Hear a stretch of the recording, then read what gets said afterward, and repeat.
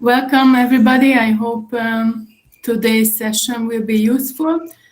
I'm going to talk a little bit about the structuring of a paper and hopefully can give some useful tips on how to write.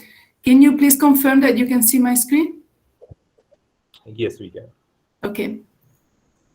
So how to become a better writer? First of all, you can only improve yourself by reading a lot, reading other people's writing, good writing and bad writing. You can only improve by writing, and you can only improve by critiquing others' writing. So every time you read a scientific article, you need to think about, is this well written? Do I understand? It's very important that in a scientific paper, you can explain what you want to say and also need to be understood. So if you're reading somebody else's paper and you don't understand what they mean, that's not necessarily your fault. That might be the author's fault, not writing it clearly, not explaining it clearly. So what is a scientific paper? It's original research that was written in a certain way, as defined by tradition, editorial practice, scientific ethics, and it is published. An acceptable primary scientific publication must be new information, which would make it possible for other people to assess your observation, to repeat your experiments, and to evaluate the intellectual processes if the conclusion that you wrote is justified by the data that you collected before. Scientific papers must be published. It is a slideshow. I don't, is it not visible as a slideshow? For me, it is a slideshow. No, not right now. We are still on the first slide. Oh, I'm already on the 7th slide. Okay, sorry, again, maybe. Because it is still on the very first one. So maybe if I send you, Rehan, again, and then you project and then I talk, would that be better? Yeah, perfect. Or I have the previous one also. If you want to share. I just quickly send you, just 1 second. It might be my my internet connection is too slow, because for me it was a slideshow and it was going. So I really quickly send you the. No problem.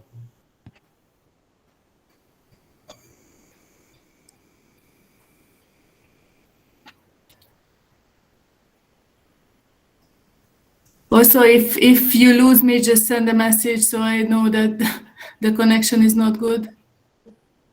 Yeah, it's fine. The technical glitches are part of. If any of the people have any question, you can type the question in the chat and we discuss it. Yes, regarding the question answer sessions, I have already sent that the whole description. In case you have any question, you can write it in the chat box. And in the end, we can have an extensive question answer session.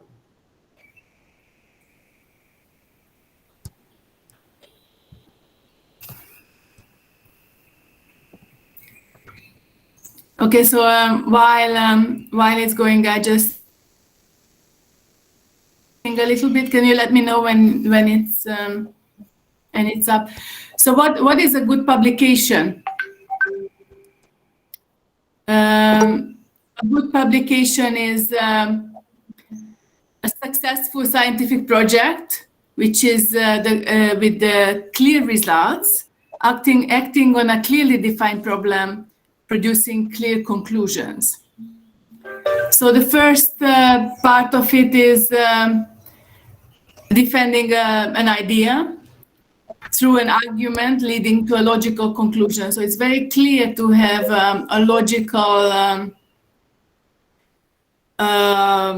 flow of your paper. It's very important to have a logical introduction. The big sections are in a logical order, and also within the subsections we have an order that's reading the reader to the right conclusion. We're going to describe, explain the order of the big sections and also the logical order of the smaller sections. Rehan, let me know when you're ready to share your screen, and then I continue from there. The clarity is also very important. It has to be clear for the reader, and also to pass to the publication stage, it has to be clear to the editor, the reviewers, the other researchers, the students, experts from other areas, and researchers from other countries. It is not enough to publish something. It has to be understood, and it has to be cited by other people. I think it's slide 5, if you can go to 5.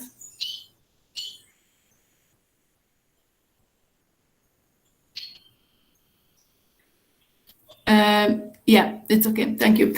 So besides the clarity, it needs to be complete as well. You have to include all the data that your conclusions rely on and that are discussed in your discussion.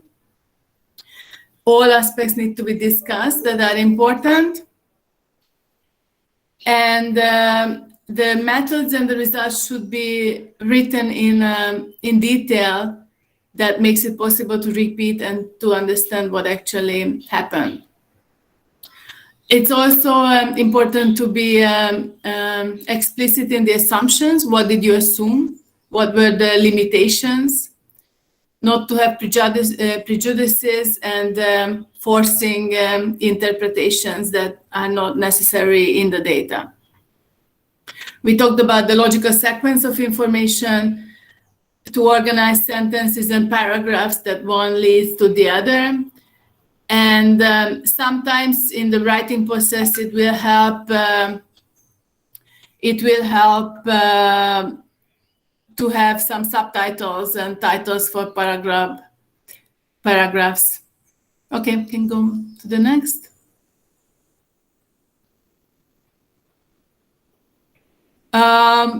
It's very important to have high accuracy and precision, using exact and accurate numbers and informations, choosing the appropriate words to avoid ambiguity. Also, to have scientific claims that are based on evidence and not opinions, avoiding words like possibly, maybe, likely in the results, and do not include irrelevant information in the text. It's also very important to have a simple language. Do not use, if you can say something in 5 words, you don't need to use 20 words. Choosing the simplest explanational form can help a lot, because remember that many times journals will have a word limit. So you want to say the same information as little words as possible, and think about every single word if they have an information content, if it's actually necessary to say what you want to say in that way. Next one. Before, many people wrote here that they have a problem formulating the question. So it's the first step is to sit down and think about it. What do you want to publish? What's the purpose of this work? What results will you include? How will you present the results? What level of detail do you need to describe the methods? Who is your audience? Will they know some basic methods and enough to cite them, or do you need to describe everything? What subjects will you explain in the introduction?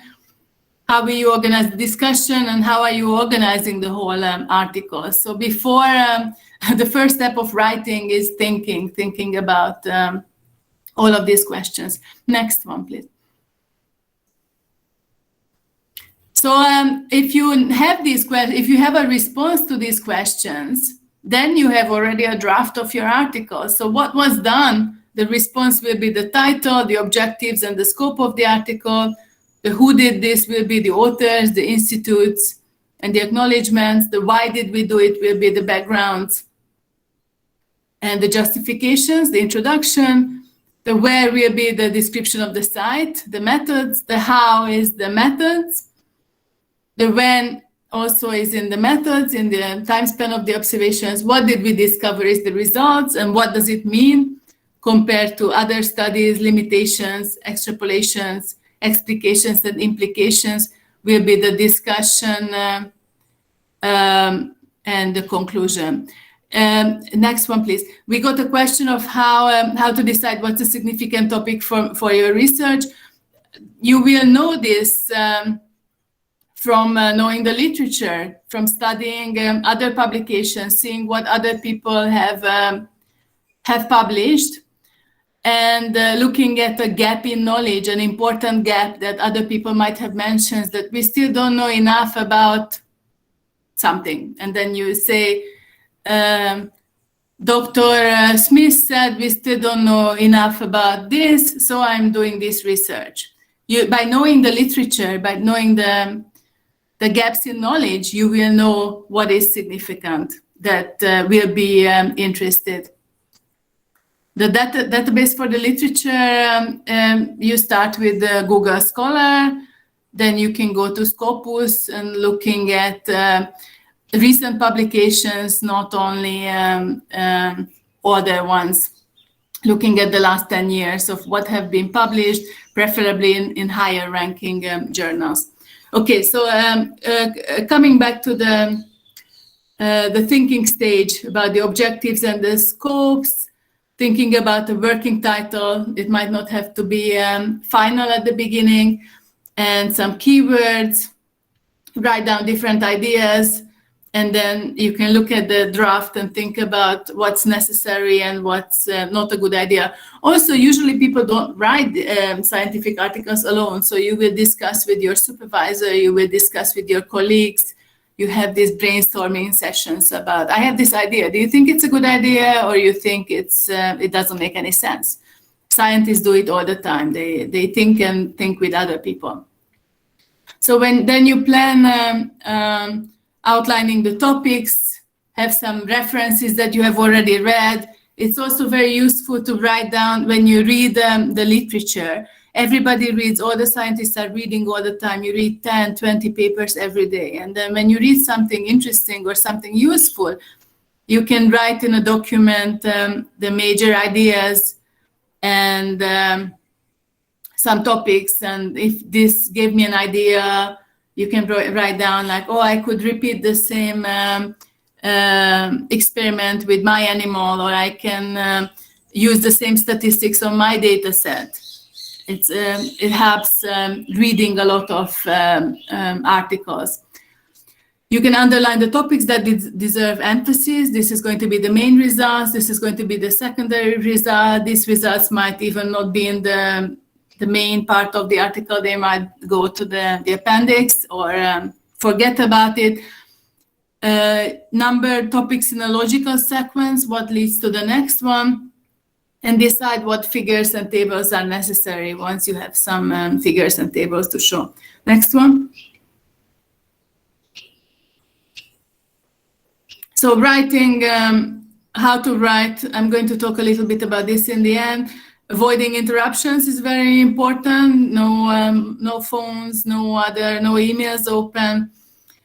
Have this outline to orient yourself. Sometimes it's also very useful if you have to do a little presentation. So if you do a 5-minute presentation and write an abstract for that, you can build on that abstract and write as you speak. Once you have written down what you want to say, then you can clean up and rewrite it in a more scientific way.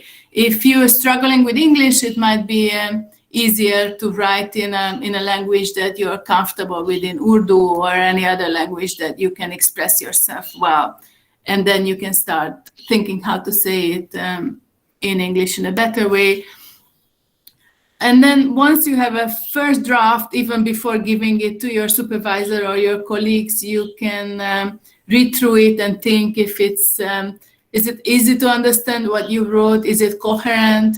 Is it missing information? Is there too much?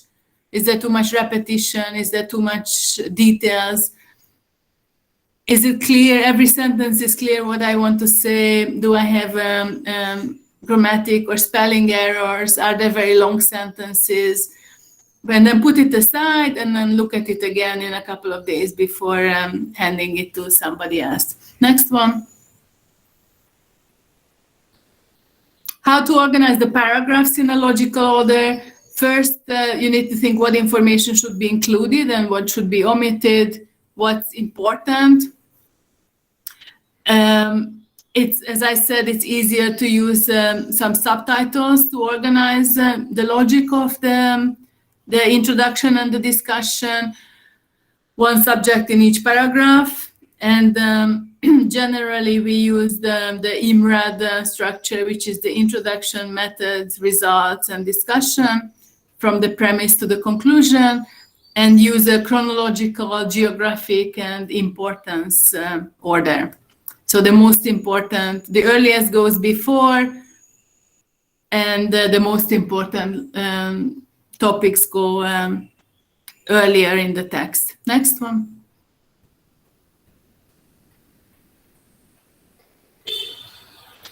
Next, please. Yeah. So starting with the title, the function of the title is to describe the contents of the paper. It is read by thousands of people. Even if they don't read the paper, they will see the title on Google Scholar, on your social media, and then they will decide if they want to read it. So it's very important to pick a good and informative title. It has to be direct and attractive. It needs to reach the intended audience.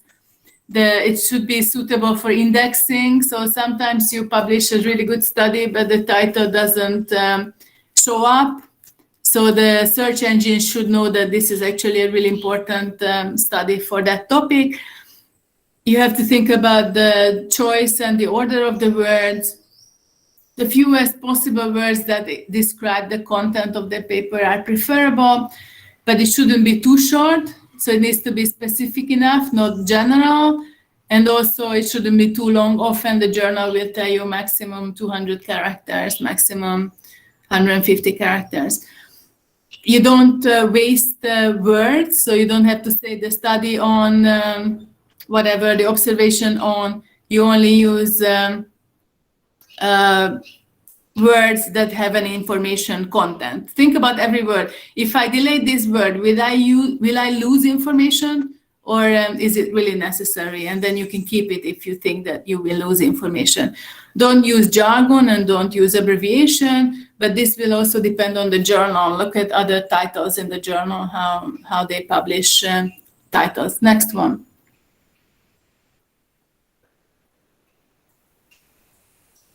The authors are the ones who participated in the research. The authors will take on the intellectual responsibility of the results. They should have made an important contribution to the study, but it's very difficult to decide what's an intellectual input enough to be an author and who just needs to be in the acknowledgements. The order of the names, it's very difficult to decide who is going to be first author, who is going to be the last author, who is going to be second author. There are a lot of sources online, and sometimes the journals will give instructions also of how to decide. It's recommended to use more than one initial, so you can distinguish yourself from other people with similar first names. Keep your name identical through scientific career. For example, women, men who get married sometimes change their names, and then it's difficult to keep track of or to show up for Google Scholar, for example, that is the same person. So if you plan on changing your name, it's better to keep the maiden name for scientific publishing for the rest of your career.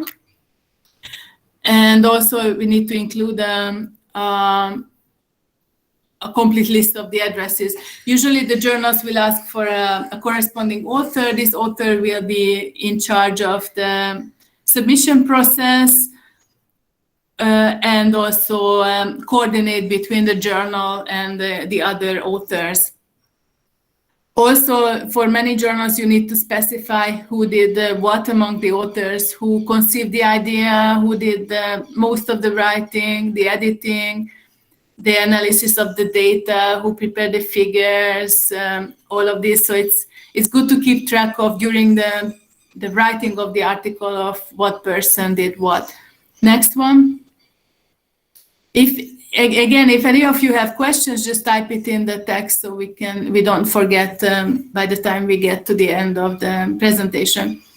The abstract summarizes the major aspects of the paper. It's a miniature version of the whole article. I forgot to say about the title, that the title also needs to be results oriented. So instead of saying that we studied a study about the growth of trees, we will say that giving water to trees make them grow faster. So it's more you're already telling what you found, not what you did. It's the title should be a summary of your results, not your methods. Okay. Same with the abstract. The abstract, many people are scared of telling their results in the abstract or in the because then people won't read my paper if I tell the punchline of my story. But it's very important to have the results and the discussion in the abstract as well, because a lot of people will not even read your paper if they don't see the results in the abstract, if they don't think it's important to get your paper to read. So it's following the same structure as the paper. It will state the problem in a sentence or two. It will have the objectives and the scopes in a sentence, have 1 or 2 sentences of methods, have 1 or 2 sentences of results, only have essential numbers, and have some principal conclusions, 1 sentence about the importance of this work. Usually abstracts do not include references, and they give the whole story in a 1 or 2 minute reading. Next one.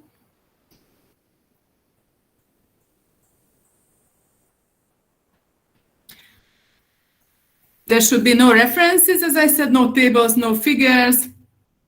If the abstract is published alone, or if people have access only to the abstract, it should be understandable. It's a good question if the abstract is written first or last. Usually, I write the abstract first because I will present my unpublished study in a conference, for example. So when you present a conference, you only have your results, you have your slideshow, and you don't have the text written. So to present in a conference, you have to submit an abstract. So by that time, I will have an abstract of 200, 300 words that I can rewrite for the abstract of the published paper. And it's only a question of if it's 200 words or 300 words, I can cut out some sentences or some words or insert more. And for me, it's easier to go with the abstract and then build up to have the paper. But if you're writing your paper without ever having to talk about this topic before, then it might be easier to write the abstract last. It depends on how much is it going to be are you writing a journal article based on your thesis? Then you have everything written, so then it's easier to write the abstract afterwards, last. Does it make sense? Also, usually we don't use abbreviations in the abstract. It's a past tense because it has been done already. This is the first thing that the editors or the reviewers or even the people when you publish will read. So it needs to be interesting and well written for them to continue reading. If you submit an article to a journal, the editor reads the abstract and doesn't understand, or it finds it not interesting, they won't even send it for a peer review. They won't even consider it. So it's very important to have a well-written abstract. The next question, next slide. So the keywords are important. I'm just reading the question about the clinical base.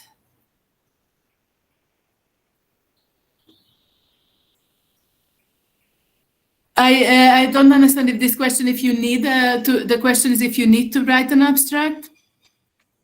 If you need to write an abstract, and the details of the abstract will depend on the journal where you're trying to publish. So if you look at other abstracts from the same journal, you will know if how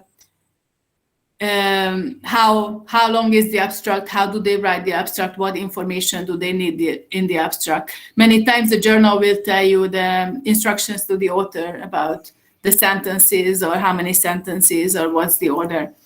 So the keywords are kind of like the hashtag of your journal, the hashtag clinical study, hashtag Pakistan, hashtag human subjects. So you will pick these words that will show up in indexing, that will show up in search engines. Usually you do not repeat the words from the title. You use a complementary set of words. And again, the journal will say how many words they need, if they need 5 or 7 words. They can be 2 words together or 3 words together. And usually they help to cover the geographical, taxonomic, technical, and scientific coverage of the paper. Again, the help that you get with the keywords, you will know from the other articles that you read. When you're reading relevant, important articles, you look at the abstracts, look at the keywords that they use, and then you can say, oh, that keyword is very relevant to mine as well. So you can actually steal the idea from other publications about keywords. Next one. The introduction will establish the context of the work. What did you do and why did you do it? We go from problem to solution. We need to justify why we chose the subject, why is it important, stating the purpose of the work. Usually the introduction is written in starting with the scope of the work. Then it talks about the review of the literature, the background information. When we write background information, when we cite other studies that happened, the order, how you write it, will depend on what you think is important. If you say Smith et al. Found that all cats are black, then what's important is the researchers, because you want to emphasize that Smith et al. Think that the cats are black, okay? But if your study is about the cats, then the important thing is the cats are black. So you will say, cats are black, and then in parentheses, Smith et al. So in this phrase, the importance will be on the topic of the study, not on the researchers. I find it very rarely necessary that you put the emphasis on the researcher. Unless you're talking about Darwin, you usually shouldn't start the sentence with the person or the researchers found this or published this or published that. Usually the topic, the result that they find is much more important than the name of the person. Does it make sense? So you would say, Darwin found that the finches did this and that, but you would say, cats are black, in parentheses, Darwin or other person. Okay? And also you need to state the problem that your paper solves in the objectives. Next one. So you need to decide before starting to write, particularly before starting the introduction, you need to decide who is the audience. How much do they know about the topic? If you're writing for a specific journal, you need to, somebody's microphone is on, so I'm getting a lot of noise.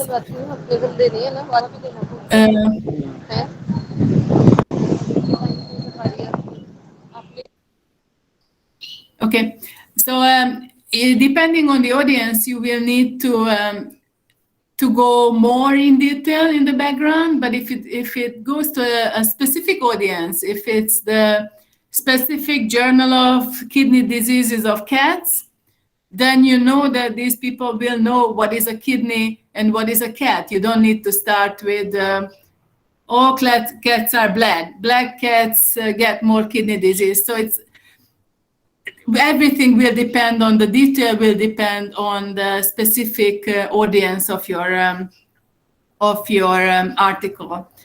What needs to be defined and what needs to be explained for your work to be understood depends on the knowledge of the people who will need it.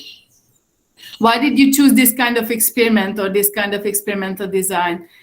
It's not a detective story. You should tell people things. You should lead them through the story, not like, I'm not going to tell you until the end, until you get to the end of the discussion what actually happened. You will tell exactly like, this is what I wanted to do, this is how I did it, this is how I found it. If you're using a new technique or a new merit, you need to explain why did you use it and not the same method that everybody used for the past 100 years. Why is this method better? Why is this novel method will lead to better, more real or true results than the old methods? And also the introduction should be in a present tense to refer to established knowledge. Next one. Usually the introduction has this reverse triangle. So you go from a general information to the specific information. You start out very wide, and then all the study that's been done before globally or on other animals, other organisms, and you get to the specific information. This is a gap in the knowledge, and in this study, I will work on this particular problem for this particular organism. So you get to a specific information by the objectives of the study. By the last sentence of the introduction will be specifically what you are going to do. Next one. You start with the context of the study, the previous studies of what we know about this topic, what don't we know about this topic, the gap, and clearly describing what you want to do here. Okay, next one. The materials and methods describe and justify the experimental design. So the experiments, what you did can be repeated by other researchers. It's the cookbook of how did you do it, when did you do it, where did you do it, how much did you use of different ingredients. You describe the collection and the analysis of the data. You must give full details so other people can repeat it exactly. It's usually written in the past tense, and enough information should be given that they could be reproduced by somebody else, which is the basic of science. And if somebody cannot reproduce your results, your reputation will be damaged, and people will say that you made it up. It's not a real scientific study. Next slide. It's again, it's easier to divide in subtopics in starting with the location or the sampling unit, the collection method of the data, the experimental setup, then talk about the laboratory analysis, molecular analysis, measurements, other things, and finish with the statistical analysis. You can include tables here, for example, listing of species, the origin of the data, and you can also include figures like maps and measurements and characteristics, but do not ever include the results. Next slide, we go to the results. So the results will present your key results in a logical sequence again, or provide evidence against your hypothesis. answer the question as stated in the introduction, and this is the main meat, the core of the paper. It has to be clear and simple. The whole paper will depend on your results. So it's only very important also to only publish representative data, not all data. All numbers will go into the appendix, or the journals will ask for your raw data, so people can have access to your raw data. You only talk about general patterns. I was reading a thesis recently, and the student was describing a rainfall data, that it was a lot of rain in March, then less rain in May, then it went down again to June to reach bottom in July, then it went up in August, then it went up in September, then in October it didn't stay, and then in December it went down again, and it was one page talking about one line of rainfall, which you don't need to do that. People can see it. That's why you have a figure.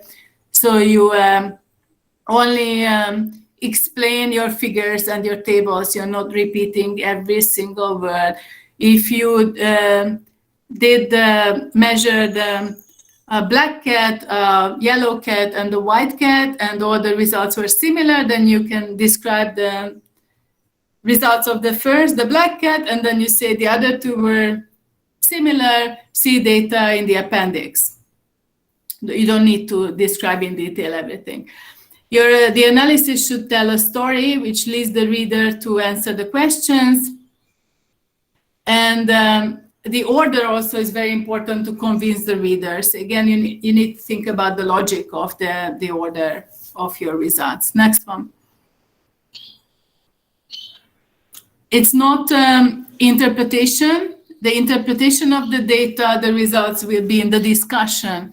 So the results should have no references and written in the past tense.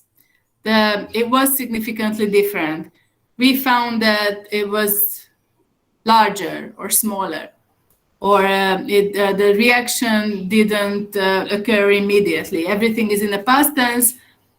One result per paragraph usually, and it's also very important, do not repeat the information from the tables and the figures, and also do not repeat the same information between figures and tables.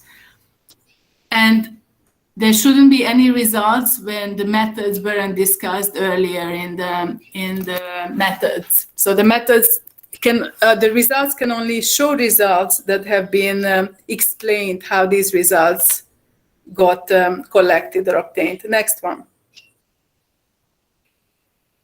Each table and figure should have one or two key results. They need to be explained in a sense of in the description of the table or the figure. It needs to be explained what is happening on this figure. These should be a help. The figures and the tables are the help to guide the reader through the results. And again, we need to describe a few data points in the text. Is this easier to, if we have only few results, we don't need a table or a figure, it's easier to describe. If there were many zeros or 100% or not available, we can just delete that column and explain in the text that only 2 individuals got a value for this measurement. What are the data significant? Are they worth showing? That's what we have to decide before including figures or tables. And each table and figure must be referenced in the text. And again, when you many people write like, it's clearly shown in figure 2 that the cats were bigger after they had food. That's not how it's usually written. It's written with the result saying that the cats were bigger, and then in parentheses figure 1. So the same way what I said about citing other researchers, what is important here is your result, not that it's on figure 2. So when people read the results, they see in the end that it's on figure 2, so they can go to figure 2. it's not necessary to waste 5 words on it is clearly shown in figure, because the same parentheses and figure will convey the same information in the end of the sentence, okay? Again, we want to economize on words. We want to use less words for the same thing. Next picture, next slide. So when do we do tables or figures? Never use them both. So you have to decide if it's going to be a table or a figure. Usually we use a table when we want to look up individual values, when the values are important, when we want to compare individual values, and when we need a precise value. And we're using a chart or a figure when we want to show an overall shape of the values, when we want to show a relationship among multiple values using patterns and trends. Okay, next one. The challenge is, the difficult thing is to find the right figures and the figure captions to represent the meaning of the soul of your study. You need to effectively convey the main points of the article with the abstract and the figures. So if you give only the abstract and the 3-4 figures of your article to a person who hasn't read your study or doesn't know your study, they have to be able to understand it.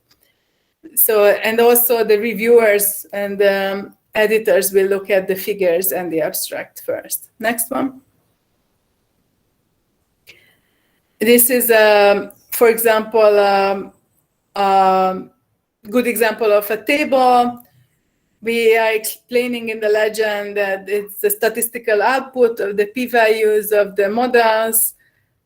We have the lines are the parameters, and the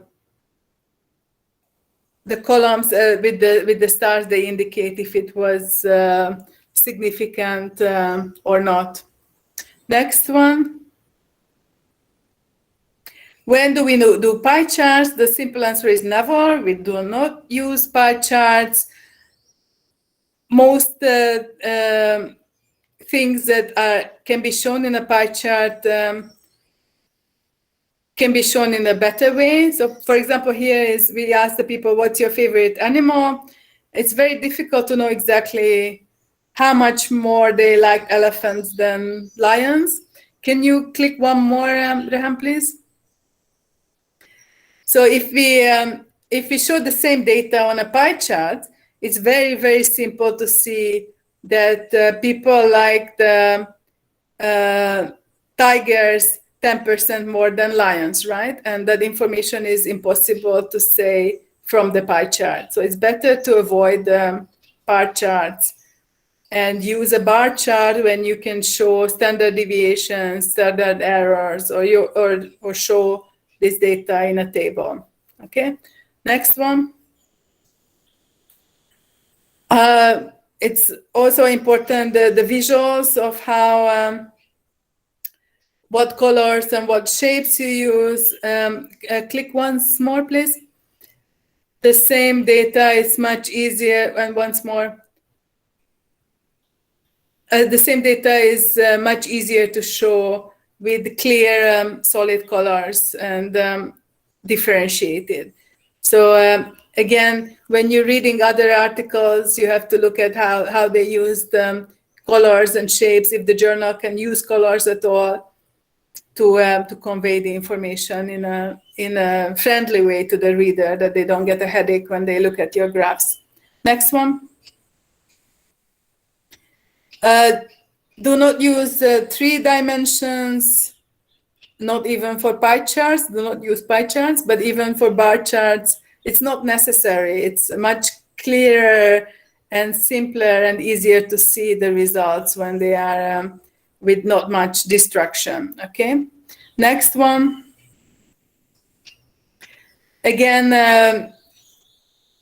how you can make the life of the reviewer easier. For example, here there are a lot of different curves, and it's much easier to see when you actually put the number of the name of the series on the on the graph instead of having to look up if it's the empty circle or the full triangle. It makes much more sense and much easier to not to have to refer to the legend of the figure. Next one. It's very useful to stack the figures. You see the first one has all the three figures have the same x-axis.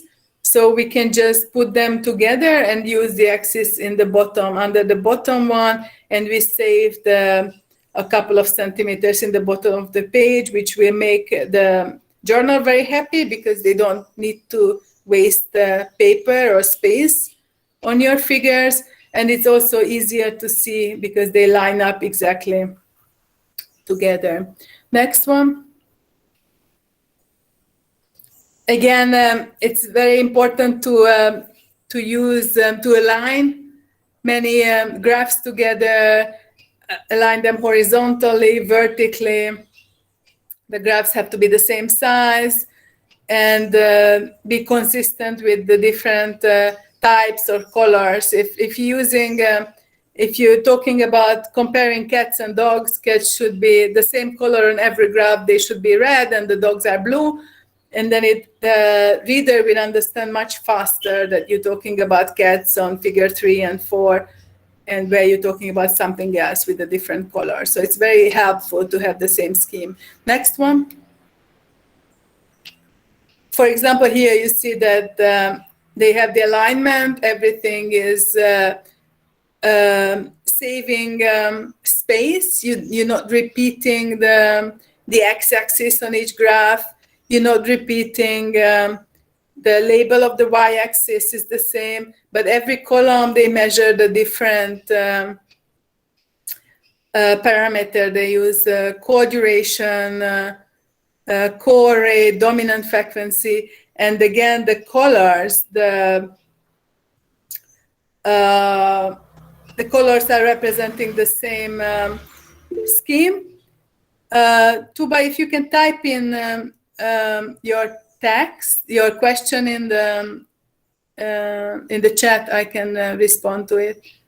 Or it's easier. Is it easier to ask now? You can ask if it's faster.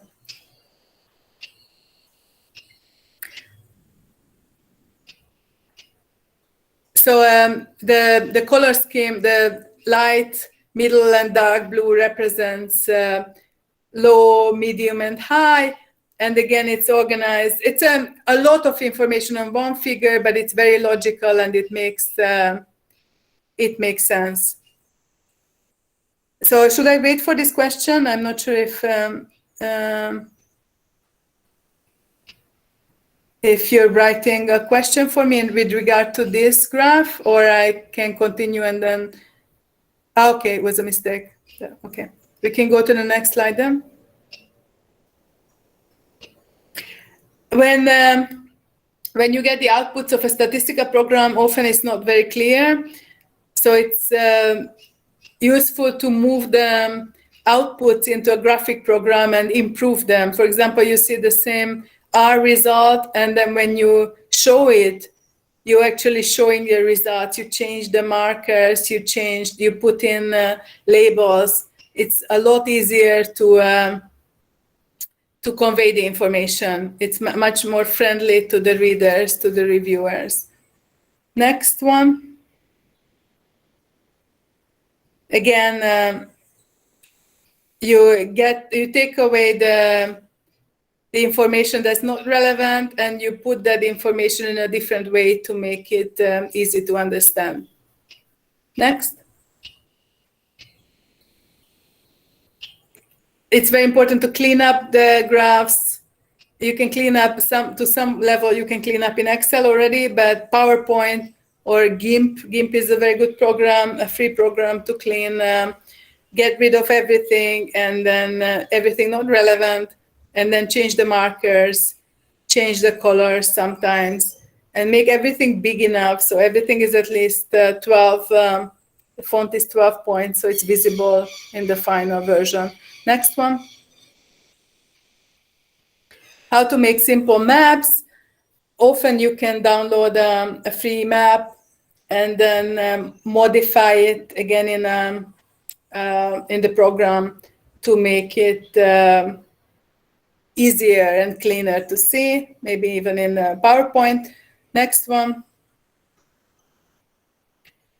Sometimes we can use, again, PowerPoint to combine maps with graphics and figures to make it an easier, cleaner way to show what's happening. Next one. We can combine different components in PowerPoint. Next one. For example, this map was entirely made with in PowerPoint.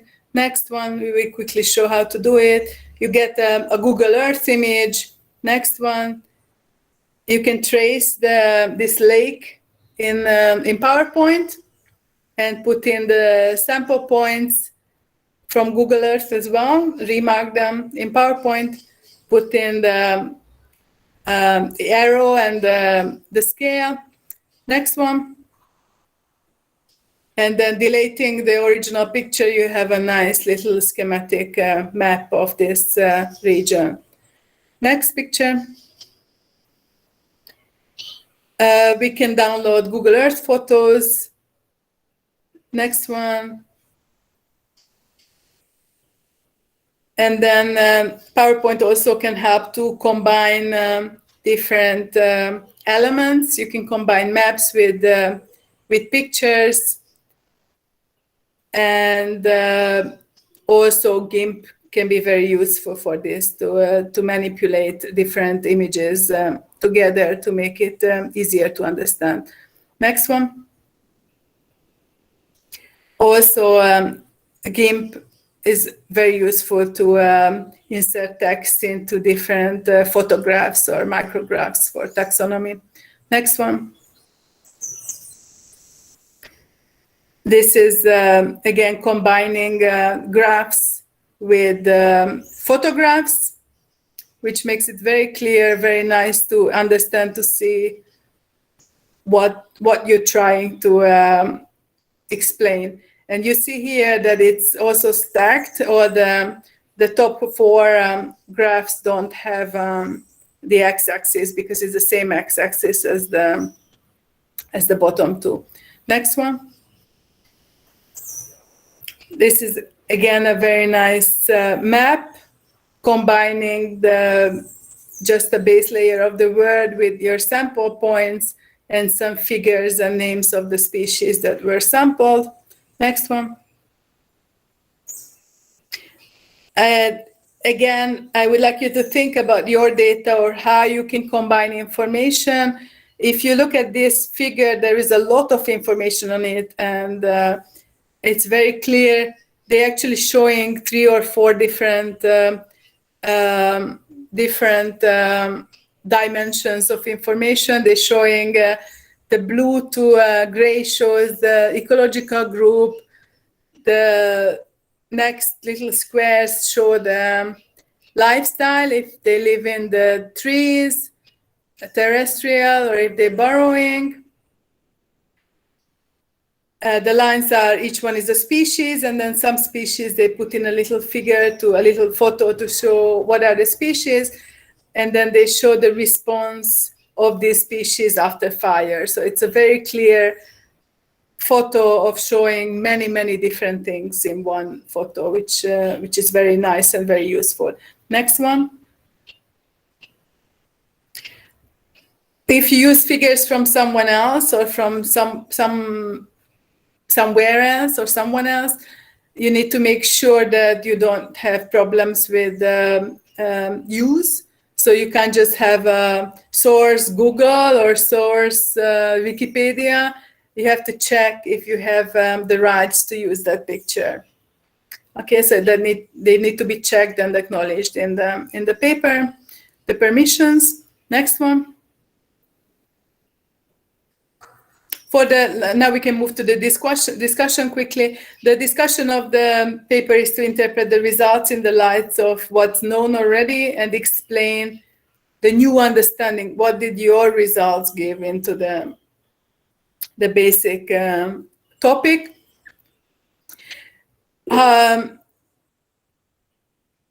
The software was GIF. Just one second.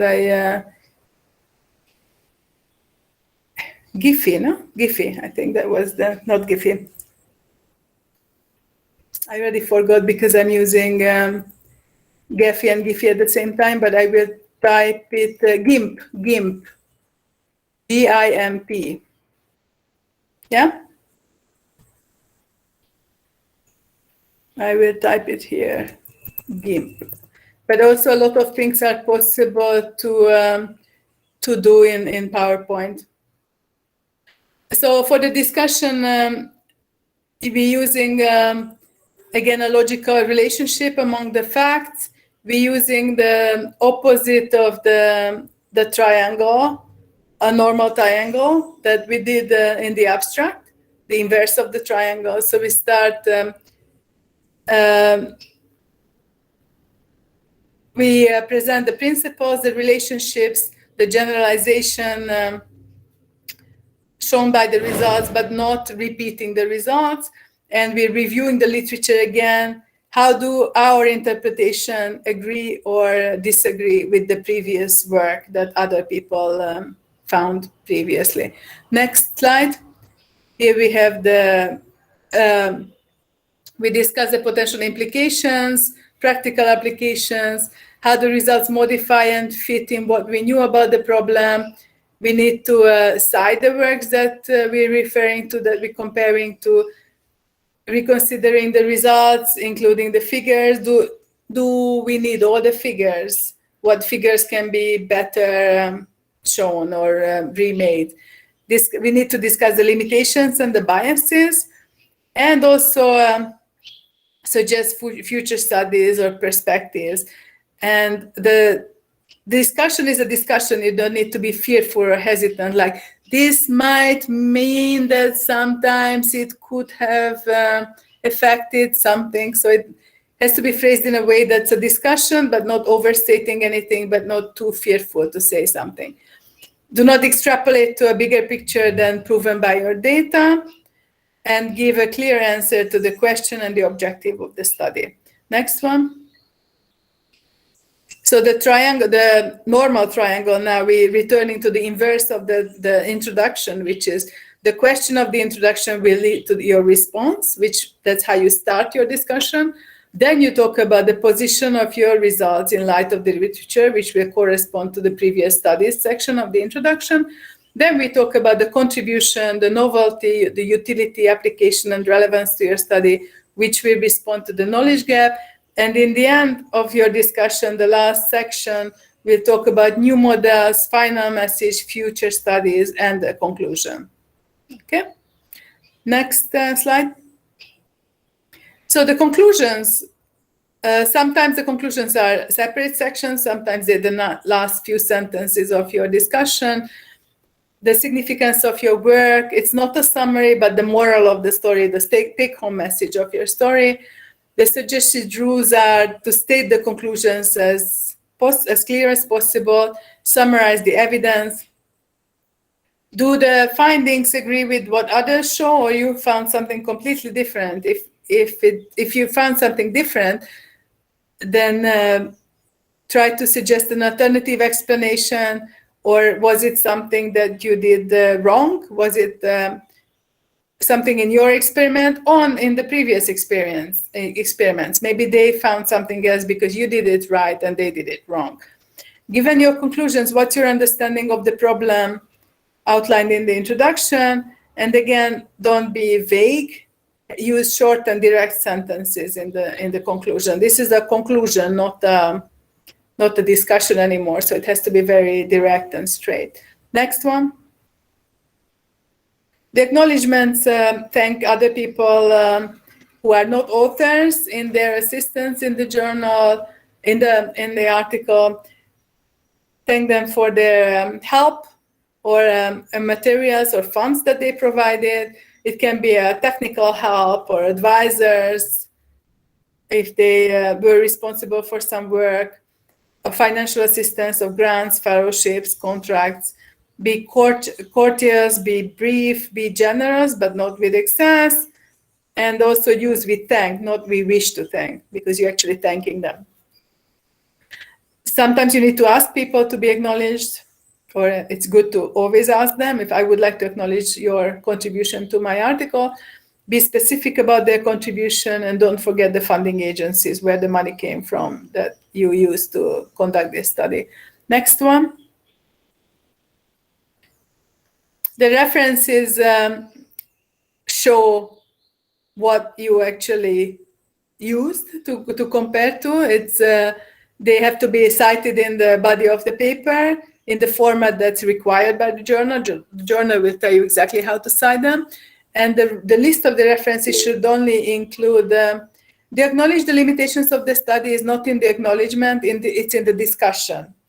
So that's a point in the discussion. The acknowledgement should only be the people or the money that contributed to your study. The references should be only the significant published references. The citation should be after the sentence where it applies, not at the end of the sentence, after the part of the sentence that's relevant. And also, it's good to have up-to-date references. Use the last, even the last 10 years.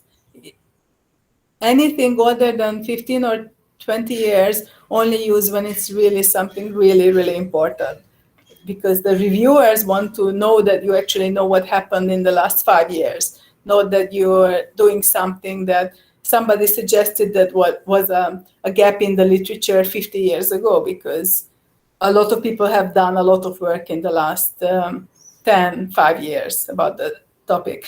You need to use a citation software. Do people know Mendeley, Zotero, EndNote, all of these programs? There are a couple of free softwares that are relatively easy to learn and very, very useful for the management of citations. And you shouldn't be writing an article without using a software for references.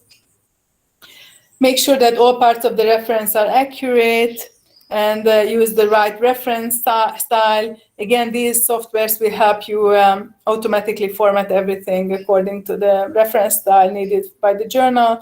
Read the instructions to the authors, and do not list references that you haven't cited, and cite every reference that you have cited in the text.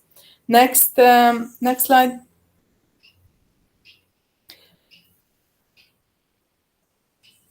So I think we skip one slide, or this was the next one? Oh no, okay, we can go. Thanks. So spend a lot of time on data analysis first. This is an order of how to do things. When you begin the analysis, start creating an outline, make a title page, and then insert the headings. And as you're doing the analysis, you already can write the ideas that occur to you under the headings. If you use the method, just describe the methods. And when you have some results, insert the results there. So by the time you finished, you will have a paper written by the time you finish the analysis.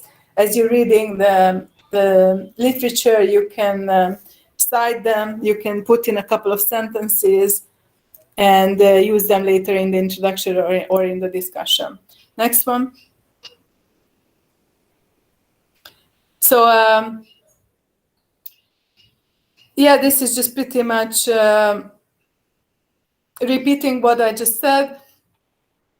Do a lot of analysis, but only use the analysis that you think are important to show to the story and the way that's easiest to understand for the reader.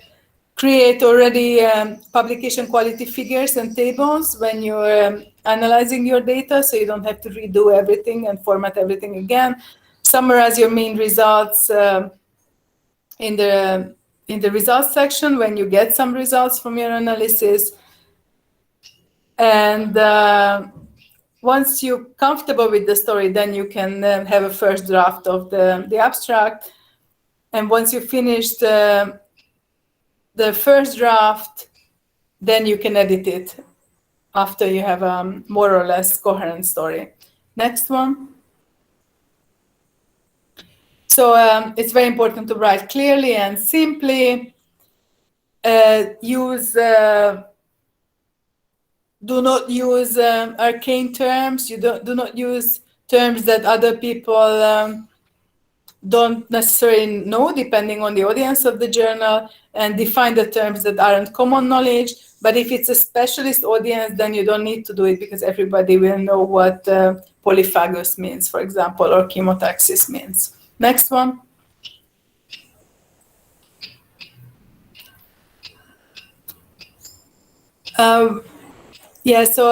Don't use, as I said, the main patterns are shown in table 1. It's much better to say the results and then put in the end in parentheses table 1, and think about that you have to pay for every word that you use. To use only the words that you need to use. Next one.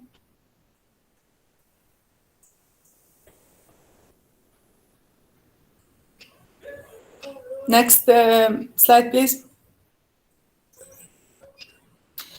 Make your writing more dynamic by not overqualifying the results, using first person. We found, we studied, we examined, not it was studied, it was examined, it was calculated. So, for example, the results suggest that the frogs may be dying from a fungus. It's a passive word, but it's much better, much direct to say in a direct word that our findings suggest that the fungus is killing the frogs. So it's much easier always to use, much better style to use first person or active voice instead of passive voice. Summarize the key findings in the first paragraph of the discussion, because many people only will read the abstracts and the discussion, and possibly have a summary section at the end of the paper restating the conclusions that help to reinforce the results. Next one.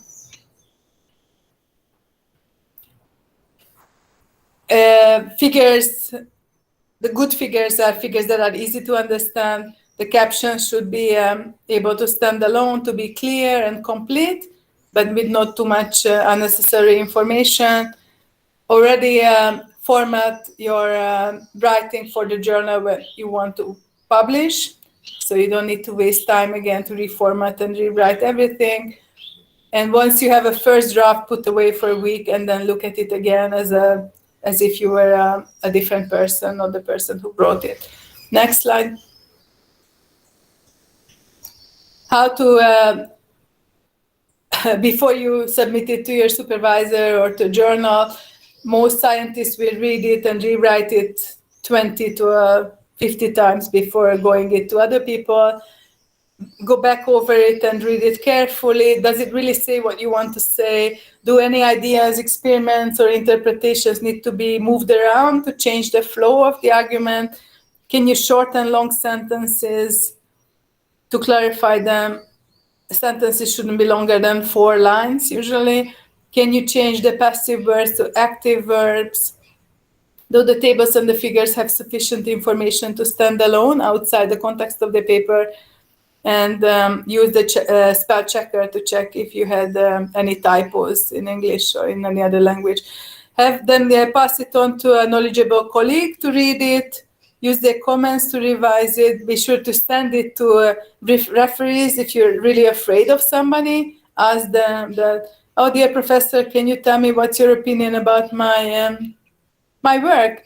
And then if they hate it, then you know that you shouldn't recommend that person as a reviewer for your article, because they will hate it also when they receive it as a publication.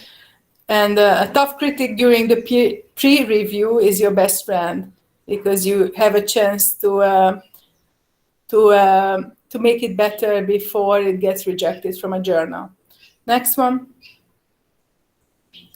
So before you submit, you need to check the logic, the background, and context. In each part of in each section, you need to check the logic, but also between sections. Check the relationships between the ideas in the introduction and the discussion. Within each paragraph, check if you have a topic sentence, usually you start with the most important sentence in that paragraph, the topic, the lead sentence. In each paragraph, the sentences after the lead sentence, the first sentence, do they support the topic sentence? They need to have a logic within the paragraph as well. And then check the transitions between the paragraphs to ensure that they are logical and smooth. Next one. The line editing is very important to get out superfluous lead phrases that are not necessary, to remove informal language, check for redundancy, where you're unnecessarily repeating things that you already said, reading the sentences for clarity and brevity. Can you say the same thing with a fewer words? Then read it aloud to check if it sounds right that you said, or read it for somebody else if they actually understand or something sounds weird. Next one. Check if all the sources are cited. If you're using a reference program, which you should use, then that's going to be automatic. So it's going to be hyperlinked to your reference section. Check the numbering of the tables and the figures, that all of them are cited. Check the literatures, the format of the literatures in the text and in the references, the line spacing between headings and text, the page breaks, not splitting tables or figures, spelling of the author's names and the references as well, spell check of all the grammatical errors and the main headings. And if you're using any slang or words that people might not understand, then you should replace them with something else. Next. Do not use don't. It must be do not. Isn't must be is not. Using the correct terminology, and always follow the instructions of the journals with regard to figures and everything that they say, which will give a reason to accept instead of a straight rejection if it's not formatted well. Next one. So we talk a little bit about submission process. You need to think about the cultural differences. English is much more straightforward, much more direct. What need to be important contact in your method. And for example, you need different details if you're publishing in a local journal or in a national journal or in an international journal. How complex are your sentences? Go for as simple as possible. Then consider the grammar, the verb tenses, prepositions, articles, and always ask somebody to review your paper so they can pick up errors that you might have missed. Next one. Never. This slide is kind of joke. Every sentence is what you shouldn't do. So never to split an infinitive, which is the to never split. You should say remember never to split instead of to never split. Verbs has to agree with the subject instead of verbs have to agree. Do not use no double negative. Avoid cliches like the plague. Do not use a hyperbole. No one writer in a billion can use it efficiently. Just between you and I, case is important. It should be you and me. About sentence fragments. So don't use fragments that don't make a full sentence. A preposition is a terrible word to end the sentence with. So you shouldn't end it with a preposition like with. Do not overuse exclamation marks, and do not put statements in a negative form. So this sentence should be put statements in a positive form, not a negative thing. So when you decide, how do you decide on the journal? Is the paper suitable for this journal? Will it receive fair reviews? Will it become known after it's been published? who will be reading your paper. You will write a very different article for a narrow technically written journal or disciplinary journal, or you write it differently for a journal that has a broad range of disciplines. Think about the prestige, the access, and the impact of the journal, the publication speed, and the likelihood of acceptance. Read the instruction guides and the formatting guidelines. Next one. Write a compelling cover letter to the editor. Sell your paper well, which is very important to actually get a review, and have competence and professionalism in your dealing with the journal. Next one. What questions will the reviewers ask? They will ask if the main statements are significant in your research field, if they are new, if not, what published articles undermine the claims of the originality of your study. Are the statements properly placed in the context of the previous literature? Do you know the literature? Are you citing the literature? Do the data and the analysis support the claims? If not, what other evidence is needed? Next one. Is the article relevant to the discipline? What makes it relevant? If the article is unfit, can it be reviewed, resubmitted to become fit for publication? Are the original data deposited in repositories? Are the methodology described in details enough to reproduce the experiments? And is the manuscript organized and written well to be accessible to the readers? Next one.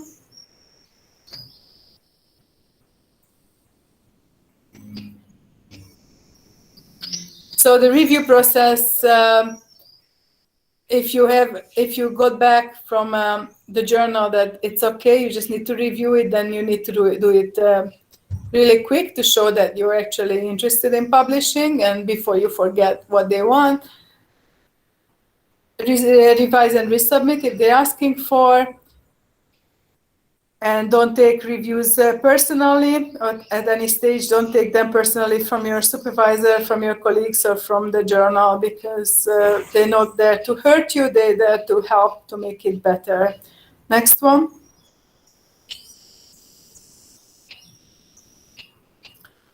When you respond to the reviewers, your cover letter should be very convincing and in detail, addressing every point. Emphasize that the manuscript has improved. Try to be positive about it. If there are differences in opinion, you can indicate them, but do not put too much emphasis on them. And clearly make an effort to address every point of the reviewers. Next one. Don't get frustrated. Organize the responses in a major comment and the minor comment, and start with the major ones. You can disagree as long as you can explain why you disagree. If something is not important for you or in general, then you can just accept it and do what they say. And copy and paste every comment and respond in a separate letter, in this letter to the editor, to every comment. And don't forget to make the changes. Actually make the changes and say that in the final version, in what line. I don't know if it is recorded, yes. Next slide. Next slide. So how to be more prolific. You usually you need to be very organized, using one folder per manuscript, and put everything in this folder, including the data, the notes, correspondence, everything. Have a writing time, depending on when your brain works best. Usually it's early morning. The more you write, the easier it gets. Don't try to write when you're really tired. Just have a fresh brain. Next one. work on just one thing at one time. Stopping and starting is very inefficient. So when you work on a paper, just try to do a little bit every day, even on weekends. If you don't feel like writing, still write something easy like the methods, or something easy about formatting a table or something. If you don't want to continue, then stop, but then it's going to be very difficult to start again, and keep it going until you finish the manuscript. Next one. So how to build your CV. It's publishing a lot and publishing good things. Publishing in different venues give you more experience, how to disseminate knowledge and build your CV. You can also publish book chapters, book reviews, articles for newsletters and bulletins, updates and critiques, letters and technical comments. Next one. Next one. So some of you might have already received some letters like this, like, hello, sir, please send me money. I want to publish your article, and then have a WhatsApp number. So this, next slide, please. This and similar emails. This is another email that's very typical that people receive, scientists receive. Next one. This is another typical email. Usually these emails have nothing to do with your research field, and what they have in common that they all want money. Sometimes not as straightforwardly as give us money, but they always at some point, here they say $85 for 10 pages of paper. Next one. Again, this is another email. They promise to give you feedback within 10 days and give you 3 days after publishing, after proof. This is not real life. These are all predatory journals. So here you pay money. They publish your paper, but why? What's the problem? It's not going to be a scientific paper because often they do not have the peer review process. So the science is not real science that's published in these journals. And even if your paper was real science, because it's mixed in with all the other not scientifically proven papers, nobody is going to cite it, nobody is going to take it seriously, and often if you are applying for jobs, it's a bad thing on your CV. It's not a good thing. It's actually you paid money for something that's not helping you career-wise. Next one. Next one, there are a couple of more examples. Next slide. The definition of predatory publishing is an exploitative business model where they charge money, but they don't provide any of the... Can you go back one, please?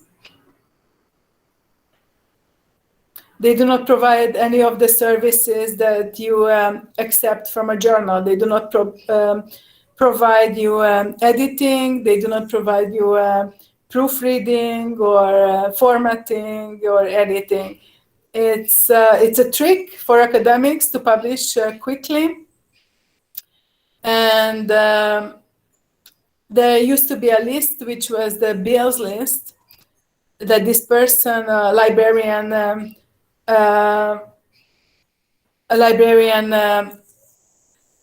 compiled a list of journals that use this model that are predatory journals.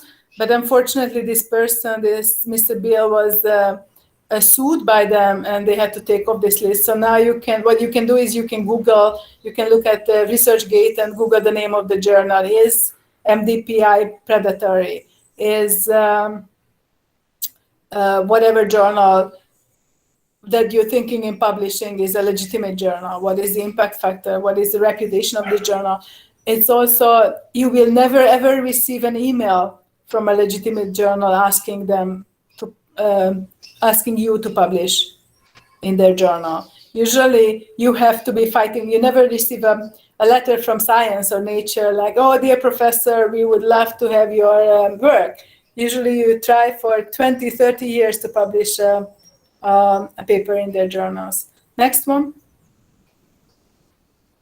So there are a lot of interesting stories about predatory journals and publishing. This is there are some good readings. You can look up this article, for example, in Science. Next one. So this used to be the web page, and now you just need to look up on Google every single one. For example, entire publishing companies like Omics have very, very bad reputation. MDPI has very, very bad reputation. Next one. These are some, again, some useful sources for predatory journals. I think this is the last one. Can you check if this is the last slide? Yes. So we can now have a discussion if other people have relevant questions or discussions. We have some time.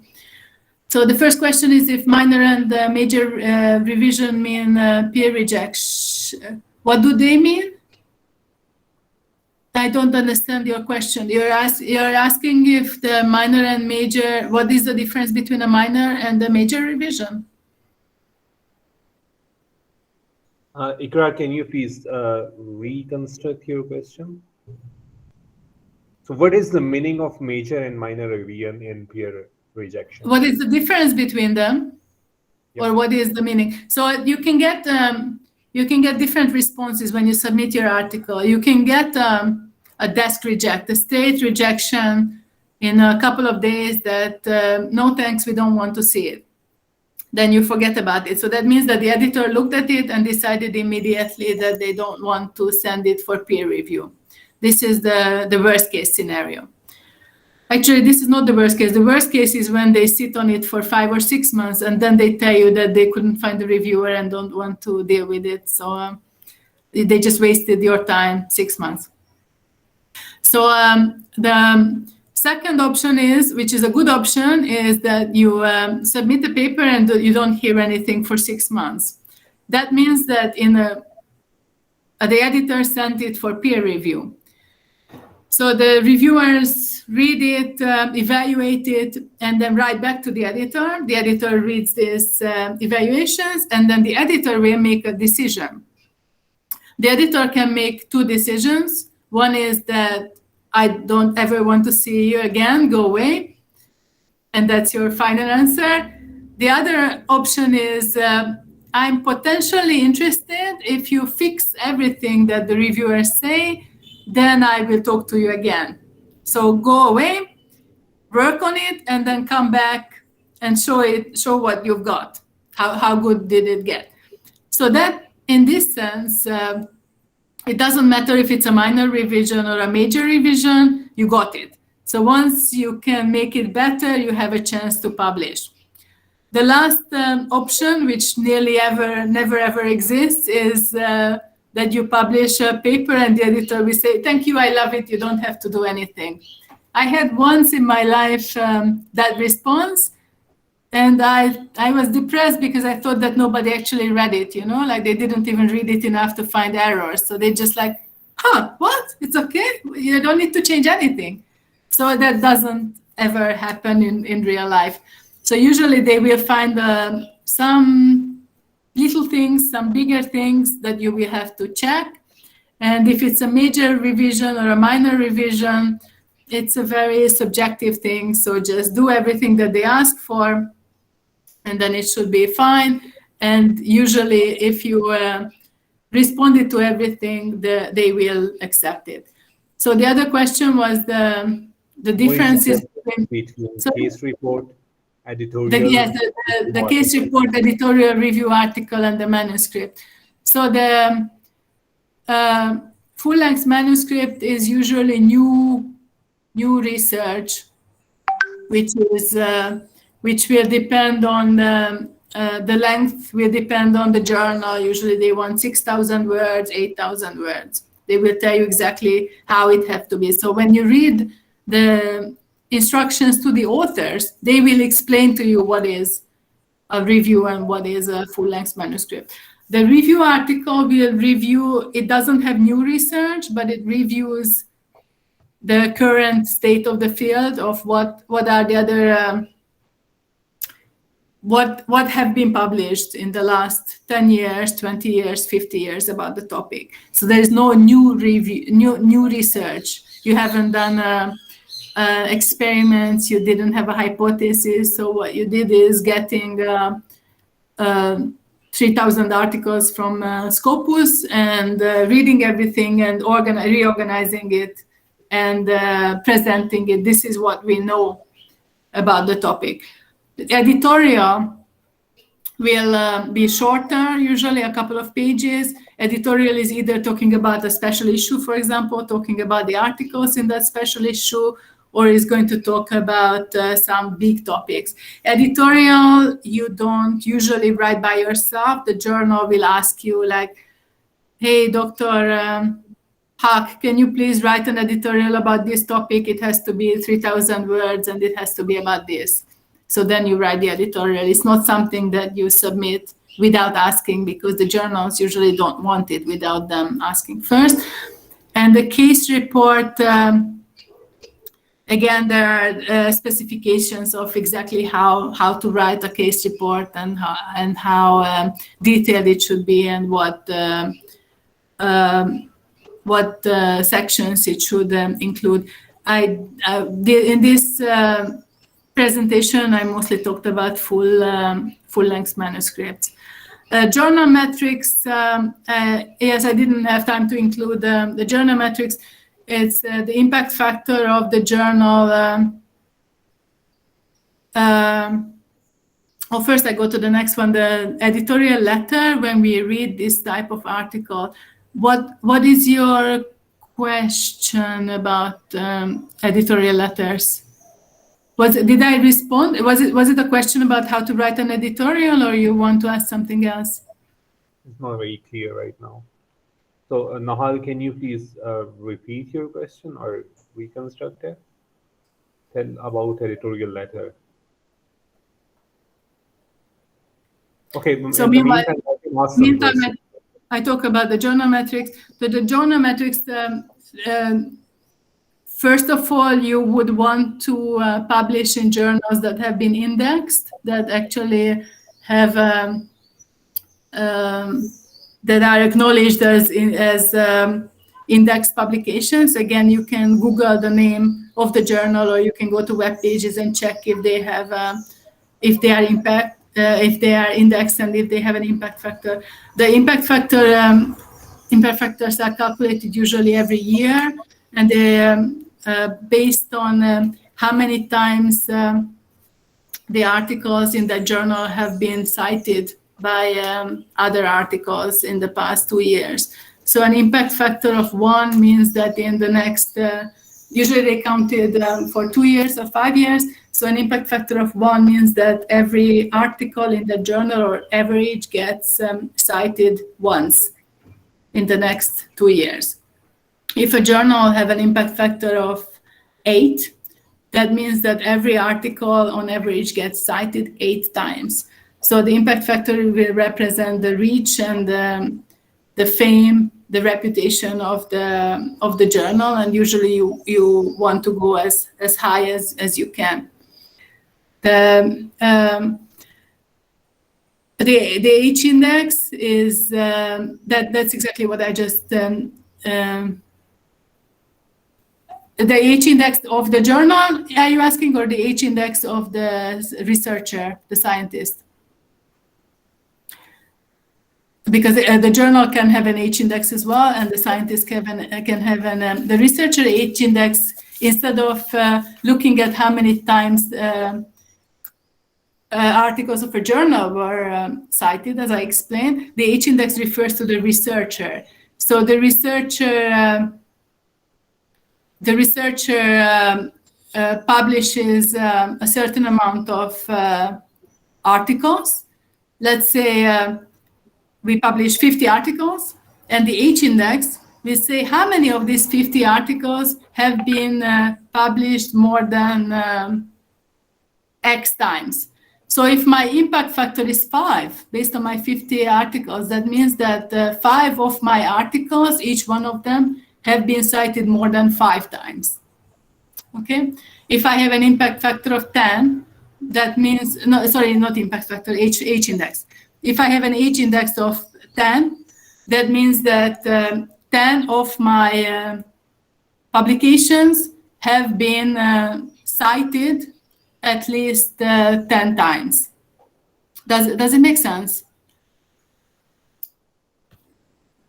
Okay, then there is another question. What is the significance of publishing in an open access?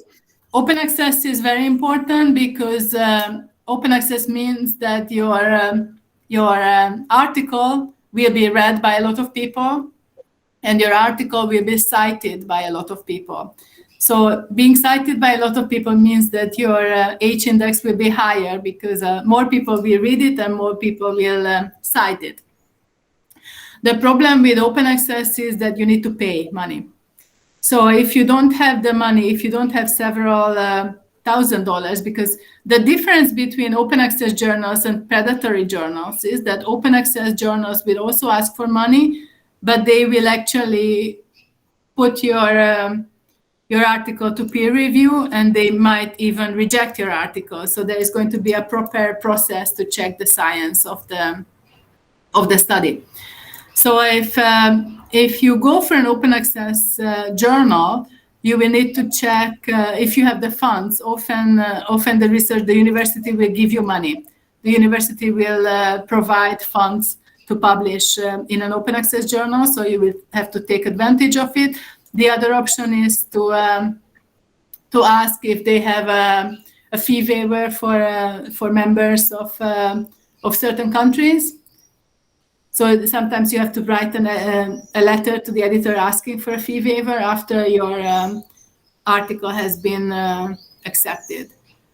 And if you publish in a non-open access journal, you need to check the copyrights, you need to check what you signed when you publish the paper, and sometimes you are able to share earlier versions on ResearchGate or on your social media, and you can still give it to people, but not as many people as you would access it if it were open access. The editorial letter, what is how to write it, and if you can cite it. As I said, the editorial letter, you usually need to be an editor to write an editorial letter, so it's not going to be an issue for you for a couple of years. And then when they ask you to write an editorial letter, the journal will tell you exactly what they want from you. So the chief editor of the journal will, usually it's an editorial letter because it's written by the editor of the journal. Okay. So if the editor wants you to write a letter for them, then they will find you and ask you, and not ask for money. If they ask for money, it's not an editorial letter, it's a predatory journal. So they will never ask for you to pay. They will ask you, like, can you please write a 4,000 word editorial on the following topic? And then you will write something and send it to them, and then they will tell you, like, oh, it's okay, but can you talk a little bit about this or that? So they will help you with the process exactly of how to write it. How to cite it? You cite it as any normal article if it's relevant, if it's saying something that nobody else is saying in a research article, then you cite it. The average time to publish a paper, the average time is you submit it and then you forget about it. And if you hear back from them in less than 6 months or less than 8 months, then you are happy that you responded. If it's a long time, it's 3 months is minimum to hear back for the first from the first round of reviewers, and then 6 months is minimum to publish it. So if you need to publish a paper, if you have to have a paper accepted before you graduate, then it's very, very, very important to work early and submit within your first or second year a little study that you have an acceptance letter at least in a journal, because it's going to take forever.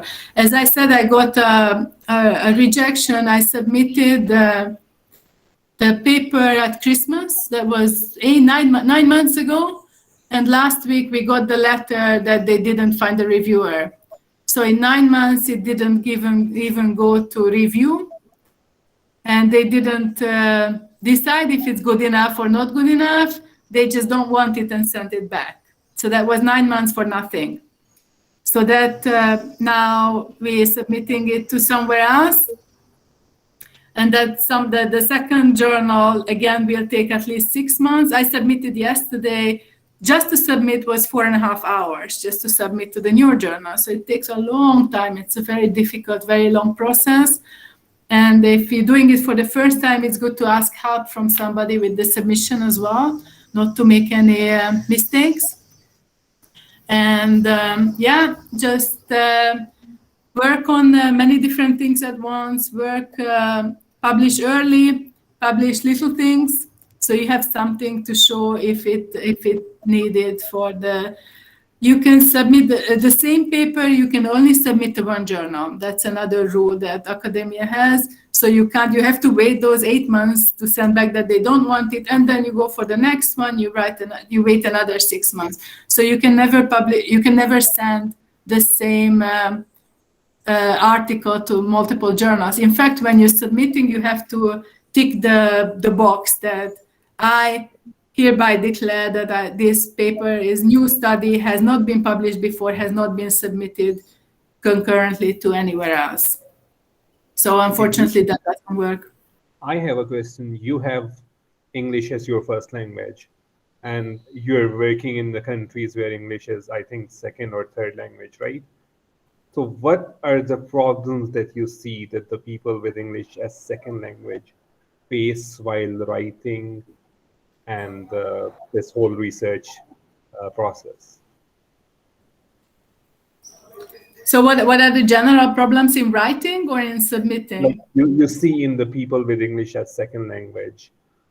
The general problems is what I talked about in this presentation. So it's writing very, very long sentences, for example, writing very complicated sentences. English is much more straightforward. English is using active voice, not passive voice. Also, certain language or grammar structures are very typical to one language and not at all typical in English.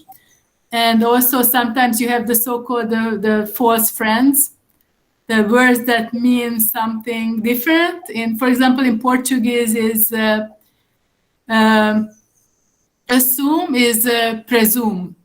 So instead of we assume, they always say we presumed, which means something different. So it have to be, I guess, with more with languages that are not so close to English.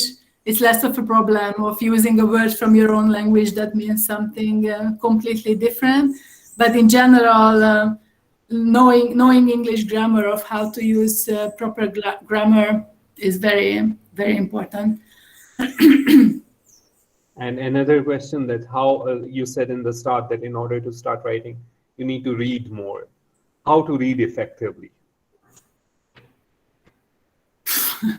I think, again, you need to be focused on reading. So do only one thing at once. Only read when you have a clear brain.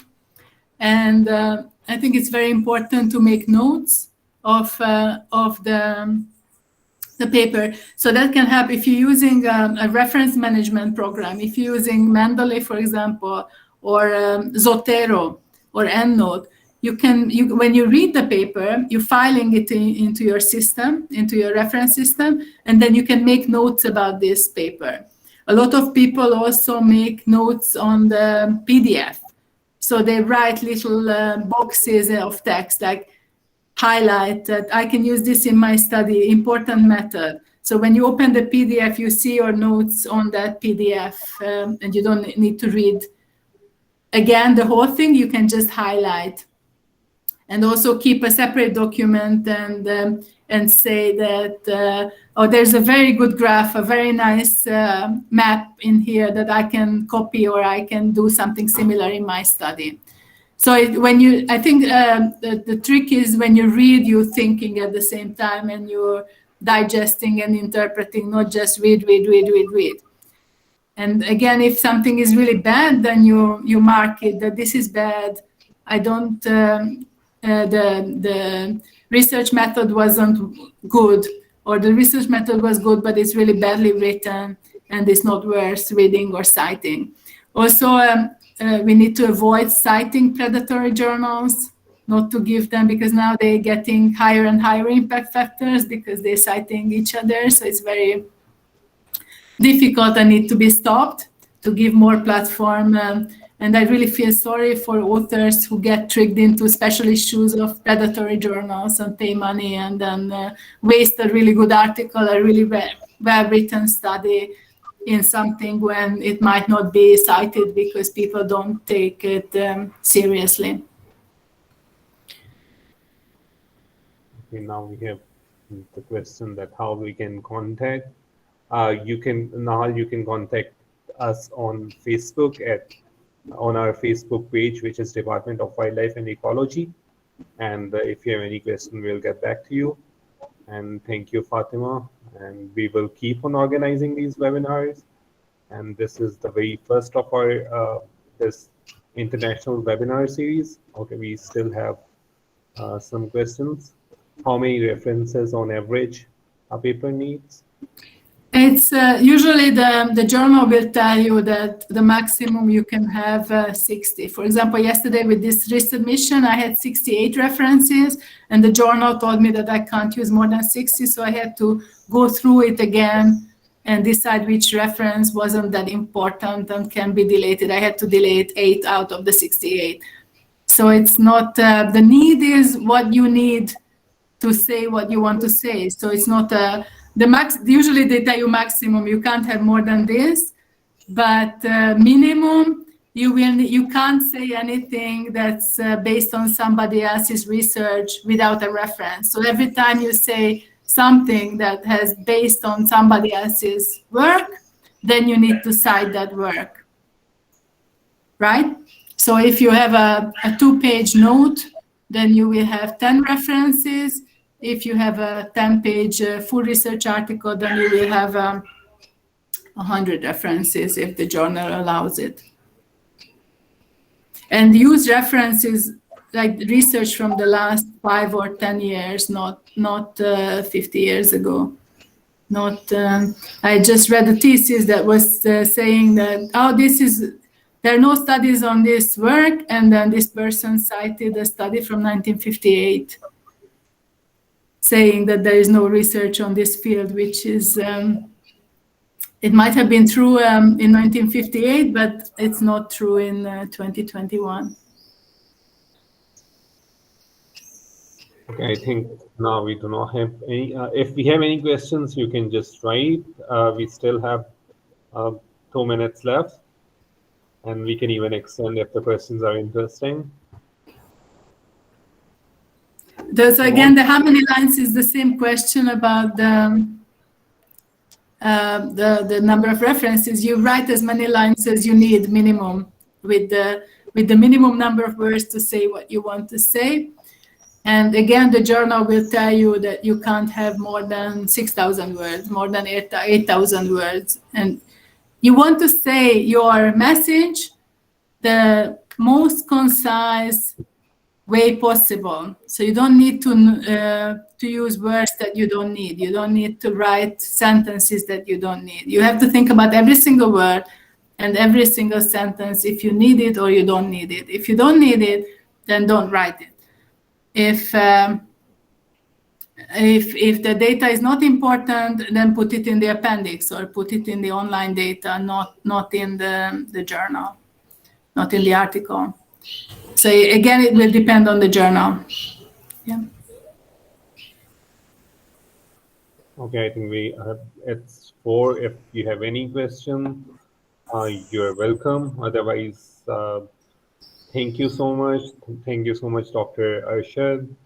And a lot of thanks to Judit. Thank you so much for spending. I know it's like 8 a.m. right now in Brazil, so you were up at 6. Thank you so much for your time and always being so helpful. So we will keep on arranging such webinars, and I hope that this one was helpful for the students and for the faculty members and for the researchers. We will share the recording and the presentation with people who are registered, and we will get back in a day or two. Thank you so much, Judith, again. Thank you so much, Dr. Arshad. Good luck, everybody. Bye. Bye-bye.